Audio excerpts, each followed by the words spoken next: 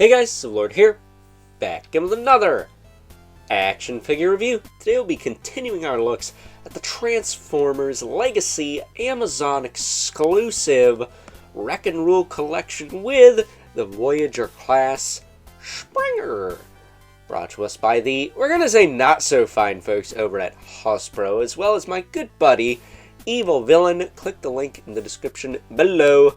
Head on over to his Instagram, give him a follow, let him know Overlord sent you. All that good stuff. And with all that good stuff out of the way, now it's time to talk about the bad stuff. Because much like a good friend of mine's ex-girlfriend, the fine folks over at Hasbro decided to let the Springer mold from Transformers Siege go. And they let it go hard. Like, holy crap. Is this figure aesthetically pleasing still because of the sculpt and whatnot, but an absolute pain in the arse when it comes to transforming. Stuff loves to pop off this guy. Like, not for nothing, you could straight up Autobot jazz this guy from the '07 Transformers movie. Of course, he doesn't want to do it now. There you go. You could straight up rip him in half, which, that's cool, I guess.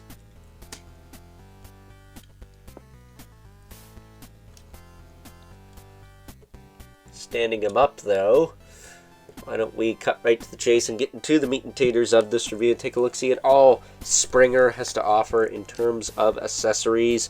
Starting off with his guns. Get two of them. They plug together like that. Get his propeller blade, which of course can become swords. This piece you did chuck to the side. You can't really use it in robot mode. But you get two swords. You can plug the swords onto the side of the gun if you want.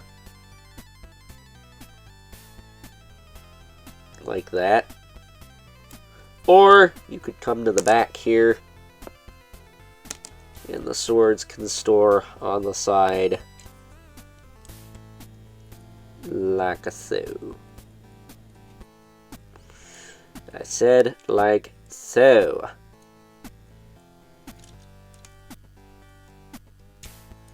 There. Other than that, that's all you get for accessories, which is a fine spread. It's the same ones he's always had. But as far as articulation goes, his head will rotate and can also pop off. It's not going to do it now, but it popped off when I was transforming him, because of course it did. Shoulders go out, back down.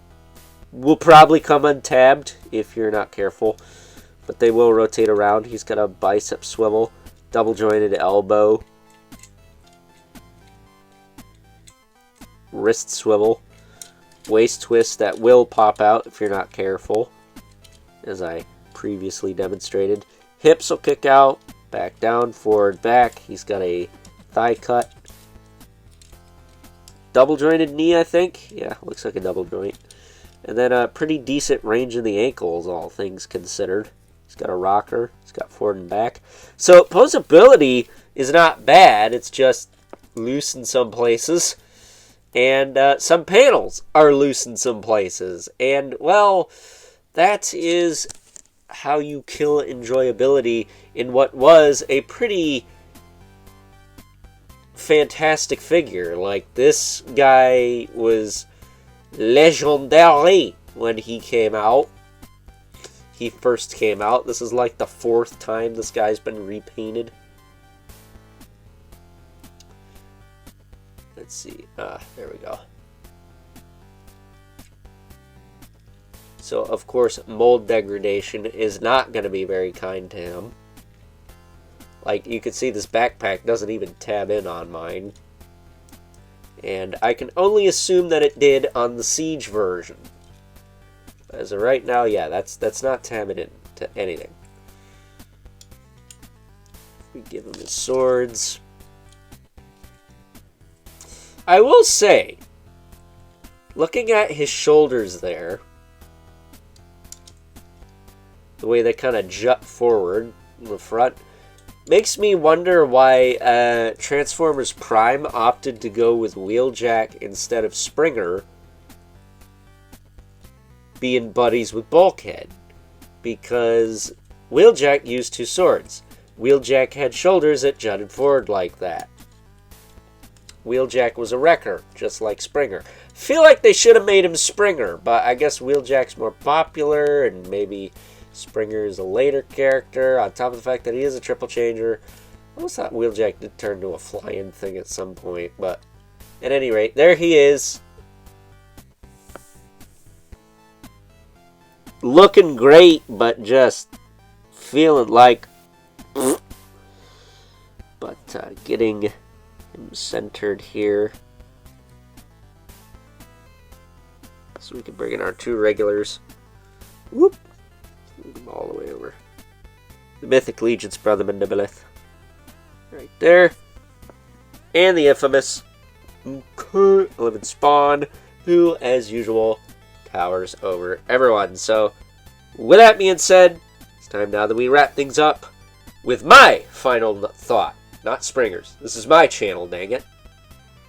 Overall, and while good old Springer here may have been a good mold at some point, I think it is for the best that the fine folks over at Hasbro have retired this mold in favor for the new Studio Series 87-1, which hopefully won't get reused as much and fall apart nearly as much as this guy does. So, with that being said, before we wrap this sucker up, why don't we get good old Springer transformed to take a closer look at one of his vehicle modes.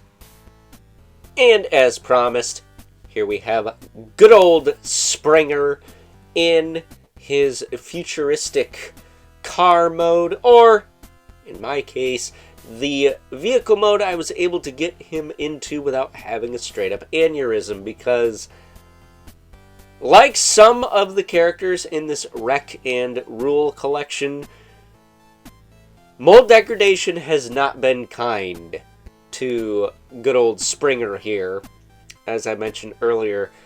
And I'm going to tell you right now, you're not going to see the helicopter mode in this video.